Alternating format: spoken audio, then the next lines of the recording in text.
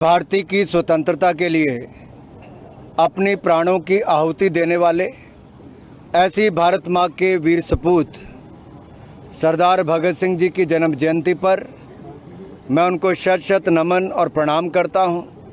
अपने पार्टी के वरिष्ठ नेताओं के साथ पंजाब के हमारे कार्यकारी अध्यक्ष आदरणीय बड़े भाई अश्विनी शर्मा जी, पंजाब के जुझारू महामंत्री भाई सुभाष शर्मा जी, युवा मोर्चा और पार्टी के हमारे सभी वरिष्ठ नेतागण आज शहीद भगत सिंह जी को उनकी जन्म जयंती के अवसर पर अपने श्रद्धा सुमन अर्पित करने आए हैं। साथियों, शहीद भगत सिंह मात्र 23 साल की उम्र में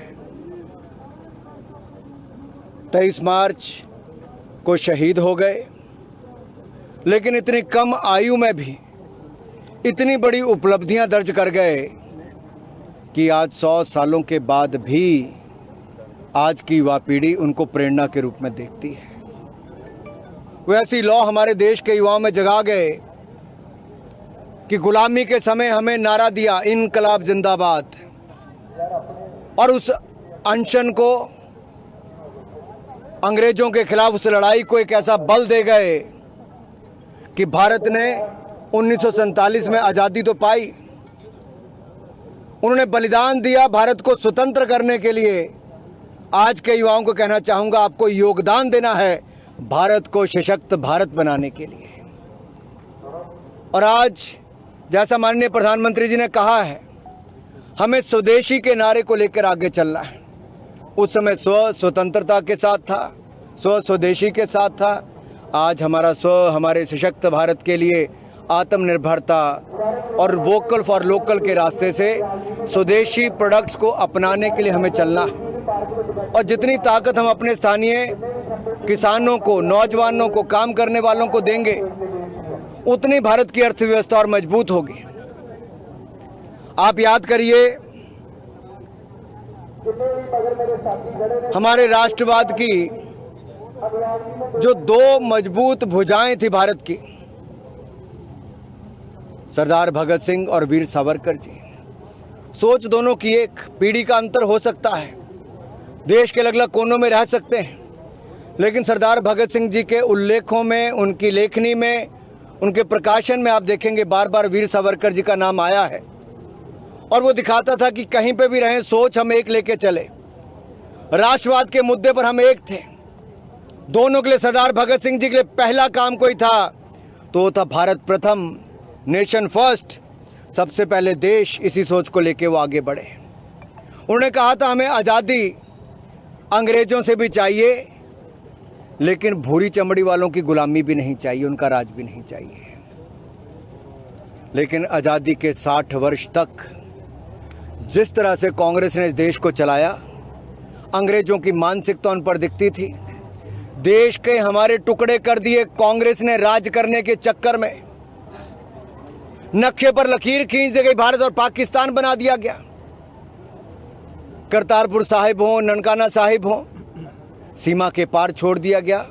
पंडित नेहरू जी ने नहीं देखा कि हमारे सिख परिवारों की या सभी धर्म के लोगों की आस्था का केंद्र हमारा करतारपुर साहब, ननकाना साहब। दूर से टकटकी नजर से लगाकर दर्शन करते थे।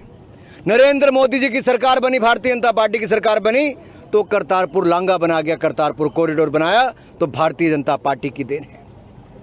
सरदार भगत सिंह जी का 115वीं जयंती पर हमने, जब उनके शहीदी दिवस था, आप देखिए क्या किया। हमारे भारत सरकार ने अंतर्राष्ट्रीय हवाई अड्डा जो है चंडीगढ़ मोहाली वाला, उसका नाम शहीद भगत सिंह अंतर्राष्ट्रीय हवाई अड्डा रखा है।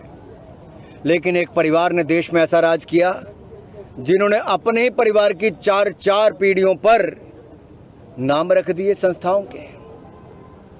उनको लगता था सफ़ेद टोपी वालों ने जैसे भारत को आज़ादी दिलाई है। नहीं, सरदार भगत सिंह हो, नेताजी सुभाष चंद्र बोस हो, चंद्रशेखर आज़ाद हो, ऐसे अनेक क्रांतिकारी नेता जिन्होंने अपना बलिदान देके भारत को आज़ादी दिलाई है। साथियों, ये भूरी चमड़ी वाले जो राज करते रहे, जिसका उल्लेख उस समय किया गया, भगत सिंह जी की पार्टी के समय कहा गया, उन्होंने क्या किया? जब प्रिंस चार्ल्स उस समय आए भारत में तो उनके अंकल लॉर्ड माउंटबेटन ने राष्ट्रपति भवन का दौरा भी उन्होंने कराया। लंच उन्होंने इंदिरा गांधी जी के साथ किया, लेकिन दौरा लॉर्ड माउंटबेटन भारत की आजादी के बाद करवा रहे थे, इतने वर्षों के बाद। कांग्रेस पर अंग्रेजों की मानसिकता हावी थी और ये कांग्रेस का इकोसिस्टम जो शिक्षा के क्षेत्र में था, उनकी सोच से पलने वाले उन्होंने चंद्रशेखर आजाद जी हो, नेताजी सुभाष चंद्र बोस हो या सरदार भगत सिंह हो, इनको आधे पन्ने में निपटा कर रख दिया इतिहास में और इनको रेवोल्यूशनरी टेररिस्ट का दर्जा दे दिया गया। अरे आतंकवादी कहकर, उग्रवादी कहकर हमारे क्रांतिकारियों को इस तरह से कहा गया। कांग्रेस को शर्म आनी चाहिए, देश से माफी भी मांगनी चाहिए।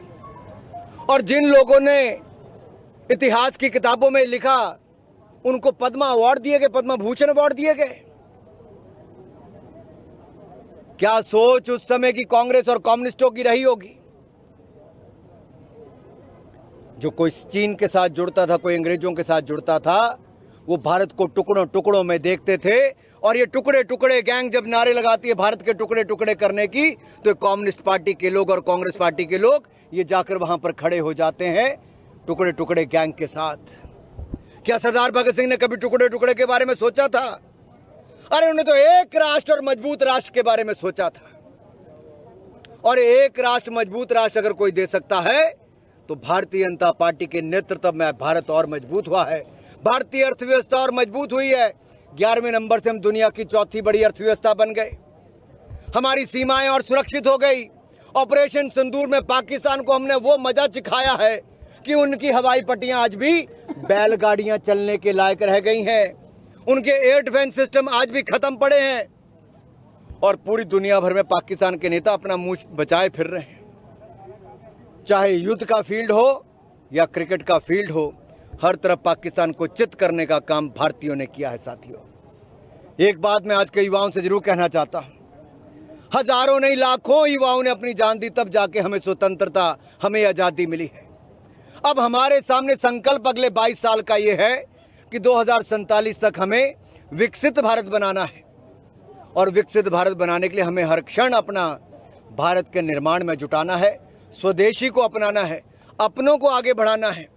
भारत का खाना हो, भारत के फूड प्रोडक्ट्स हो, भारत के कपड़े हो, भारत का बाकी सामान हो, हमें भारतीय प्रोडक्ट्स को ही बल देना है ताकि भारतीयों को रोजगार मिले, भारतीय अर्थव्यवस्था को बल मिले, भारत की ताकत बढ़े और दुनिया की महान अर्थव्यवस्थाओं से लेकर दुनिया की बड़े देशों में हमारा भारत विकसित राष्ट्र के रूप में खड़ा हो। आज सच्ची श्रद्धांजलि सरदार भगत सिंह जी को तभी होगी अगर आज का युवा संकल्प लेगा कि स्वदेशी पहनेंगे, स्वदेशी खाएंगे, स्वदेशी को बढ़ाएंगे, स्वदेशी अपनाएंगे और अपने राष्ट्र को विकसित राष्ट्र बनाकर दिखाएंगे। बहुत बहुत धन्यवाद। ठाकुर साहब, आज 118वां बड़ा जन्म दिहाड़ा, युवा ਨੂੰ ਕੀ ਪੈਸਾ ਤੋਂ ਕੀ ਮੈਸੇਜ ਹੈ ਕਿਉਂਕਿ युवा ही अगले आने वाले देश ਦੀ ਭਵਿੱਖ ਹੁੰਦੇ ਆ ਤਾਂ ਕਿਸ ਅੱਜ ਦਾ ਦੌਰ ਕੀ ਹੈ ਕਿ लगातार नशा और विदेशों वालों को नौजवाना करना किस तरह देखते हो? शहीद भगत सिंह जी ने भारत माँ की स्वतंत्रता के लिए अपना जीवन न्यौछावर कर दिया, बलिदान दे दिया और उन्होंने सदा यही चाहा कि हमारा भारत एक हो, मजबूत हो और दुनिया के अग्रणी देशों में खड़ा हो। आज आज़ादी के लगभग 78 वर्षों के बाद मेरा युवाओं से एक आह्वान है कि शहीद भगत सिंह जी ने अपना बलिदान दिया स्वतंत्रता के लिए। आपको योगदान देना है भारत को विकसित राष्ट्र बनाने के लिए। स्वदेशी को अपनाओ, स्थानीय प्रोडक्ट्स को और मजबूत करो, वोकल फॉर लोकल की सोच को आगे बढ़ाना है। हमें हिंदुस्तान की ताकत को तब बढ़ाना है जब हम हिंदुस्तान के प्रोडक्ट्स को सब मिलके खरीदेंगे, तो इससे मार्केट भी बढ़ेगी, स्थानीय उत्पादकों को और रोज़गार और कमाई के अवसर मिल पाएंगे, हिंदुस्तान की अर्थव्यवस्था को और बल मिलेगा और दुनिया भर में भारत का बड़ा नाम और मान भी बढ़ेगा। कांग्रेस ने क्रांतिकारी साढ़े योद्धा है उन्होंने एक आतंकवादी की पदवी दी गई कि लगते मनते भी देश के योद्धा ना एक बड़ा वड्डा कितना घात है। मेरा इसमें केवल इतना कहना है कि कांग्रेस हो या कम्युनिस्ट पार्टी हो, उन्होंने क्रांतिकारियों को आतंकवादी या उग्रवादी का दर्जा देकर छोड़ दिया। 60-65 सालों तक इन्होंने किताबों में शहीद भगत सिंह जी, चंद्रशेखर आज़ाद जी, नेताजी सुभाष चंद्र बोस वगैरह को रेवोल्यूशनरी टेररिस्ट कहा। क्या वो उग्रवादी आतंकवादी थे? नहीं। तो क्रांतिकारी को आतंकवादी क्यों कहा गया, ये कांग्रेस से मेरा बड़ा सवाल है। और इसी तरह से कम्युनिस्ट पार्टी ने किया।